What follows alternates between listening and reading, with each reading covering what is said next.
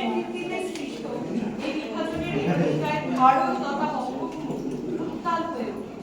শুরু হয় বঙ্গভঙ্গ আন্দোলন। ব্রিটিশ সরকার নিজেদের ভারতবাসীর ঈশ্বর মনে করতে শুরু করে। কবিগুরু এই বিধির বাঁধনকে ছিন্ন করে নিজেদের শক্তিশালী প্রমাণ করার কথাই বলে গেছে। আজও এই কবিতা যে রাষ্ট্রশক্তি ব্যক্তি স্বাধীনতা হরণের কথা ভাববে, তার বিরুদ্ধে গর্জে উঠবে জনগণ। গণতান্ত্রিক দেশে প্রত্যেকের মতামতের সম্মান রক্ষাই হোক বিধির বাঁধন কাটবে।